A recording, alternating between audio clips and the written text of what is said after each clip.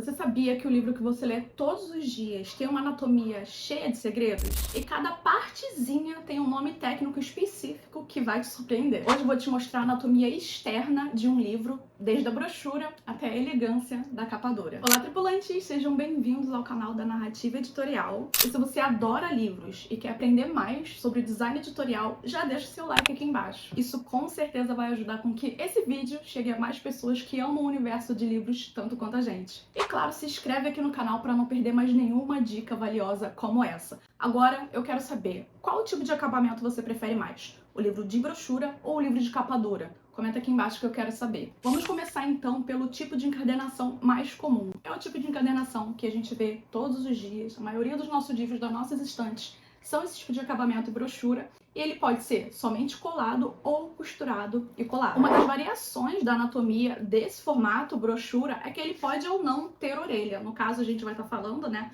Vocês já devem saber que o nome dessa parte do livro a gente chama de orelha. E existem livros brochura que não tem orelha. Então, quando a gente fala de capa, isso vai ser para qualquer tipo de livro, seja para anatomia de brochura ou para anatomia de capa dura, a gente separa a capa em primeira, segunda, terceira e quarta capa. Como assim? Ela em primeira tem uma segunda capa, uma terceira capa. Calma, que vai ficar muito mais fácil de você entender quando eu falar para você abrir o livro. Porque quando a gente trabalha com design, a gente trabalha com a arte aberta, certo?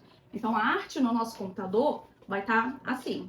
Então a gente tem a primeira capa, a parte de dentro, a segunda capa, do outro lado, a terceira capa, e então o verso, quarta capa. Inclusive, no briefing que eu mando para o cliente, tem pedindo o texto da quarta capa, né? Quando a gente pede a sinopse que vai na quarta capa, é o texto que vai na contracapa. A gente também conhece a quarta capa como contracapa. Mas é bom a gente ter essa ciência que tem uma terceira capa e uma segunda capa, exatamente por conta dessa edição aqui. Esse é um exemplo, né? A gente tem a impressão por dentro também. Da mesma forma que pode ter informações dentro da orelha da primeira capa. Orelha da primeira capa, parte de fora. Orelha da segunda capa, parte de dentro. Dependendo do design, dependendo do projeto, pode ser que venha informações aqui dentro, né? Essa orelha ela é excessivamente grande, mas porque a capa, esse formato, ele é um pouquinho diferente dos formatos padrões. Por ser um livro de tipos, por ser um livro considerado universitário, de estudos e tal, ele tem essa edição mais rebuscada, né? Então a gente tem o livro aberto, a primeira capa, a orelha da primeira capa, a segunda capa, a orelha da segunda capa, aí a parte de trás vem terceira capa, orelha da terceira capa, quarta capa, orelha da quarta capa. Pegou? Num livro que não tem orelha, essa anatomia vai ficar muito mais fácil, porque ela vai ser separada em somente primeira capa, segunda capa, que nesse livro aqui não tem nenhuma impressão do lado de dentro, terceira capa, sem orelha, e quarta capa. E não tem orelha da primeira capa, orelha da segunda capa. Normalmente, não usamos o termo orelha da segunda capa e orelha da terceira capa por ser a parte de dentro. É muito raro a gente usar esse termo, a não ser quando a gente quer especificar que vai ter alguma coisa impressa especificamente dentro da orelha, né, na parte de dentro da orelha. Se for uma imagem chapada, como dessa edição aqui, a gente não precisa especificar. Se você for trabalhar uma impressão 4/4, que é a impressão da capa que vem colorido pelo lado de fora e colorida pelo lado de dentro, do jeito que é essa daqui, se você tiver uma impressão 4/4, e for chapada, você não precisa especificar a orelha da segunda capa ou a orelha da terceira capa. Agora que a gente já entendeu a questão das orelhas e das capas, vamos partir para lombada. Eu sei que quando eu falo lombada, você deve estar pensando aí em lombada de rua, né? Que aqui no Rio de Janeiro a gente chama de quebra-mola, mas eu sei que tem alguns estados aí do Brasil que chama de lombada. Inclusive, comenta aqui embaixo se na sua cidade é lombada ou quebra-mola. Então pode acontecer um pouco de confusão quando a gente fala que lombada é essa parte aqui do livro. Normalmente ela é calculada, né? O cálculo da lombada é feito com base na quantidade de página, tipo de papel que vai ser impresso, gramatura do papel que vai ser impresso, e depois de tudo isso é especificado, a gente consegue fazer o cálculo da lombada para ficar exatamente do tamanho do miolo, que aí é outro nome da anatomia do livro. É o conjunto de páginas de livros impressos. Nós chamamos isso aqui de miolo. Então, quando eu estou passando algum orçamento para o cliente, eu falo que o miolo vai ficar com 320 páginas, ou então a gráfica pergunta, né? O miolo tem quantas páginas? O miolo, a gente está falando da parte de dentro. Inclusive, são arquivos separados, tá? Eu sei que não é o objetivo dessa aula, nós estamos falando de anatomia do livro, mas quando a gente fala de design gráfico, o arquivo da capa, o design do arquivo da capa é diferente do design do arquivo do miolo, tá? São enviados separados para a gráfica.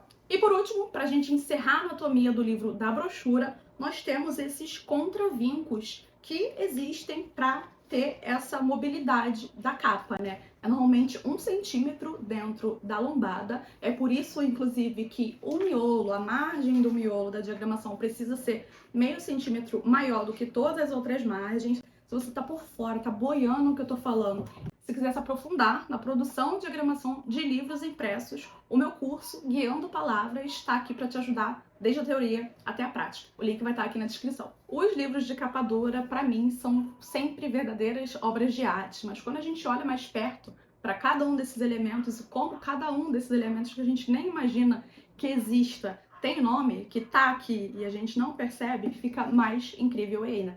E a gente vai ver cada um deles agora. Ao contrário da brochura, mas no mesmo lugar e tendo a mesma função, na capa dura nós temos a caneleta, que existe exatamente para ter essa articulação da capa. E normalmente essa parte do papelão ela é menor. Realmente não existe um papelão aqui nesse espaço entre a lombada e a capa da frente. É só encadernação mesmo para ter essa articulação da capa dura e a gente chama de caneleta. A lombada, a gente já conhece, o meu nome é o mesmo para brochura ou para capa dura. Ao contrário da segunda capa, na capa dura nós temos a guarda, que se chama guarda inicial e guarda final, né? É esse papelzinho aqui que pega essas duas partes. E a guarda, você pode reparar que ela é colada na capa do livro exatamente para grudar o miolo na capa. Se a gente ver aqui, ó, é a guarda que segura o miolo na capa. E aqui eu sei que vai estar uma coisa que você não conhecia, e o nome eu acho até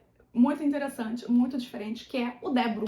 O débrum nada mais é do que essa sobra que vem da encadernação, que pode ser o papel ou até tecido, que tem livros de capa dura que são feitos com tecido.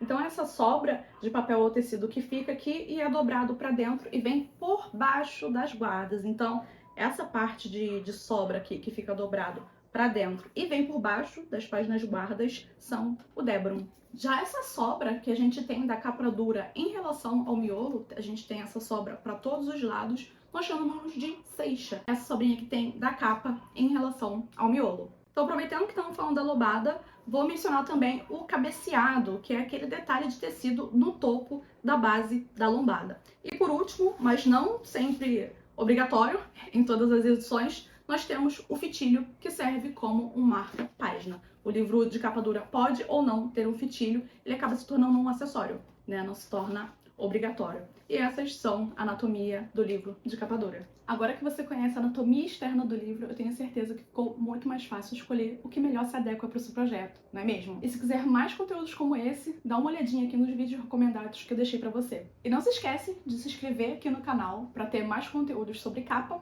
diagramação de livros e conteúdos do mercado editorial. A gente se vê no próximo vídeo e tchau, tchau!